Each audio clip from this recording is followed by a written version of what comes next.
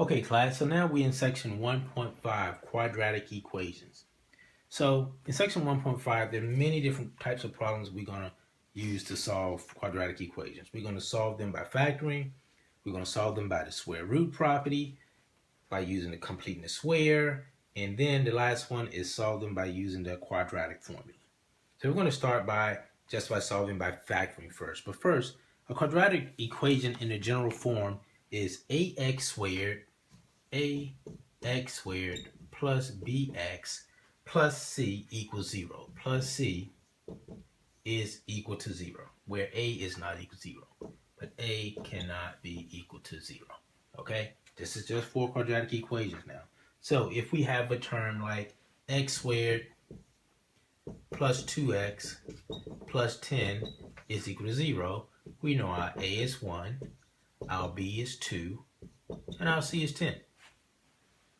All right? Same way if we had x squared minus 3x plus 10, x squared minus 3x plus 10, we know our a is 1, our b is negative 3, and our c is 10. It's very important to understand that because you have to use these to plug into quadratic equations, especially when we're solving by using the quadratic formula. So I hope you get that real good.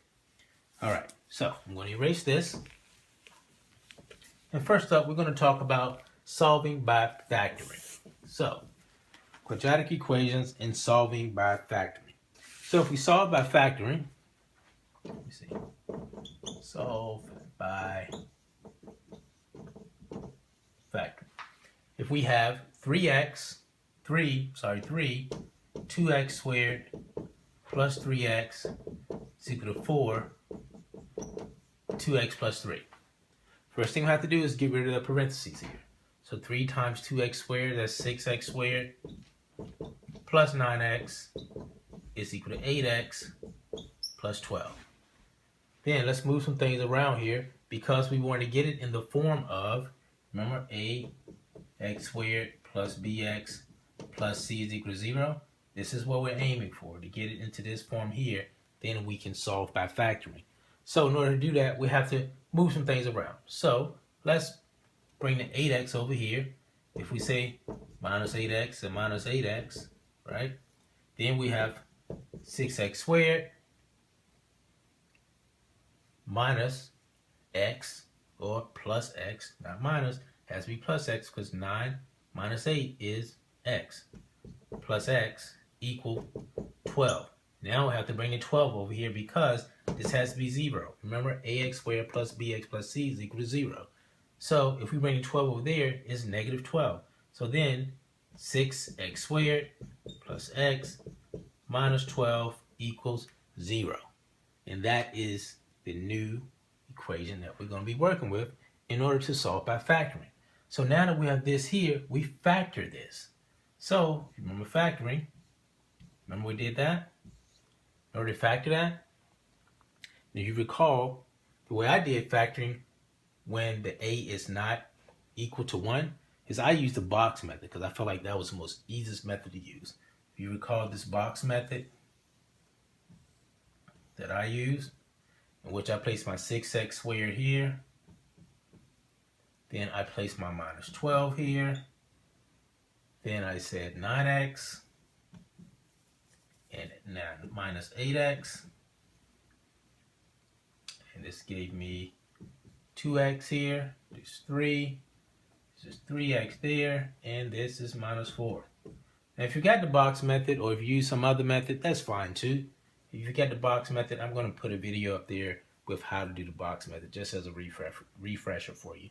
So now that we have that, we know what this goes right in there. 2x plus 3, 3x minus 4. 2x plus 3, 3x minus 4. Now that we have that, we break both of those out and solve for 0. So 2x plus 3 equals 0. Put minus 3 over here.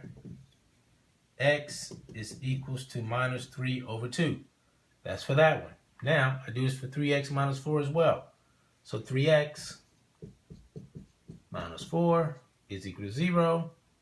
3x is equal to 4.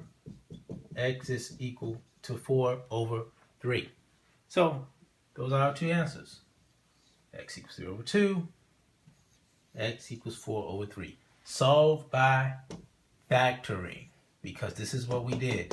We factor after we got it into the quadratic equation form, we just factored.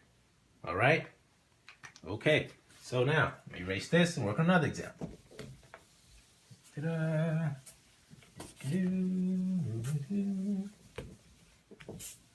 So the next example I'm going to work would be the square root method. Square root method. So for the square root method, what we're doing, we're isolating the square expression. U squared is what they're saying. I think they use that in the book. On one side of the equation, and the number on the other side. Then take the square root of both sides. So if we have 4x squared plus 11 equals minus 53.